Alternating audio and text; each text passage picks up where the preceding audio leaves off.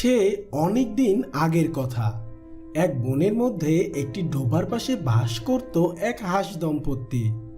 তাদের একজনের নাম ছিল হাসা ও অপরজনের নাম ছিল হাসি। ওদের ছিল ছোট্ট দুটি ছানা। এসব নিয়ে ওদের জীবন খুব সুখে শান্তিতেই কাটছিল।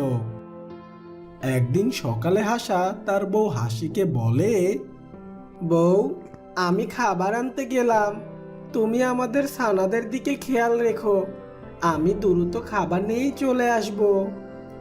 এই কথা বলেই হাসা খাবার আনতে বের হয়ে যায়। না, কোথাও কোনো খাবার নেই। এমন হলে তো মরার জোগাড়। আমরা খাবো কি, আর বাচ্চাদেরও বা কি খাওয়াবো? দেখি ওই পাশের জঙ্গলের ডোবাতে গিয়ে কিছু পাই কি না। হাসা এই কথা বলে পাশের জঙ্গলের ডোবার পাশে যায়। গিয়ে দেখে ডোবার মধ্যে কোনো মাছ দেখা যাচ্ছে না। এই দেখে তো হাসা ভীষণ চিন্তায় পড়ে যায়। না, এই ডোবার কোথাও তো কিছু দেখতে পাচ্ছি না। খাবার না নিয়ে গেলে বউ বাচ্চা খাবে কি? এমনই ভাবতে না ভাবতে হাসার চোখ যায় ডোবার পাড়ের দিকে, আর দেখে একটা মরা মাছ পড়ে আছে। আরে, ওই তো মনে হচ্ছে একটা মরা মাছ পড়ে আছে। বেশ বড় মনে হচ্ছে তো। যাই, দ্রুত গিয়ে ওই মাছটি নিয়ে বাড়িতে যাই। এই কথা বলে হাসা দ্রুত মাছটির কাছে এগিয়ে যায়। বাহ, দেখে মনে হচ্ছে মাছটি বেশ টাটকা আছে। আজ মনে হচ্ছে দিনটা আমার খুব ভালো যাবে। হাসা মাছটিকে মুখে তুলে নেয়। আর দূর থেকে এসব কিছু দেখছিল এক দুষ্টু পাজি শিয়াল। আমা, কি বড় আর সুন্দর একটি মাছ ওই হাঁসের মুখে দেখছে। আমি যদি মাছটি খেতে পারতাম। আচ্ছা, কিভাবে মাছটি খাওয়া যায় এটাই ভেবে বের করতে হবে। শিয়াল একটু ভাবলো, আর মুহূর্তের মধ্যেই শিয়ালের মাথায়, আরে, আমি তো চাইলেই ওই হাঁসকে সহ খেতে পারি। একটা চমৎকার বুদ্ধি এসেছে মাথায়।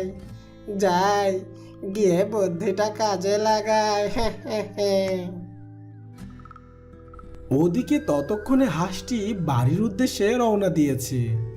আর ঠিক তখনই শিয়ালটি হাঁসের সামনে আসে আর বলে, এই কে রে তুই এখানে? আজ্ঞে, আমি হাসা।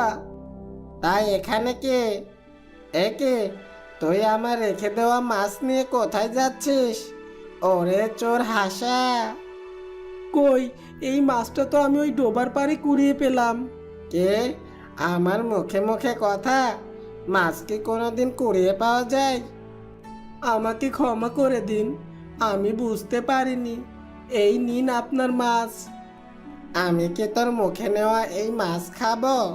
তুই আজ যে অপরাধ করেছিস তার শাস্তি তোকে পেতেই হবে। আমাকে ক্ষমা করুন, আমি না বুঝে এই মাছটি মুখে তুলে নিয়েছিলাম। তোর বাড়ি কোথায় আমি তা জানি, আর এটাও জানি যে তোর বাড়িতে দুটি সুন্দর ছানা আছে। তোকে ছেড়ে দিয়ে আমি না হয় ওদেরকেই খাবো। শিয়ালের এমন কথা শুনে হাসা কাঁদতে কাঁদতে বলে, না, এমনটি করবেন না, আমাদের বাচ্চা খাবেন না। ওরা কি দোষ করেছে? ঠিক আছে, দোষ যখন ওরা করেনি তাহলে শাস্তি তো তোকে পেতেই হবে। বলুন, কি করতে হবে আমাকে? প্রতিদিন আমাকে মাছ দিয়ে যেতে হবে, আর দেরি হলে তোর বাচ্চা ঘেচাং ফ। আচ্ছা, আমি রাজি। দয়া করে আমার বাচ্চাদের কোনো ক্ষতি করবেন না। ঠিক আছে, তুই যা এখন। আর হ্যাঁ, এই মাছটাকেও রেখে যা এখানে। হাসা মাছটি রেখে চলে যায়।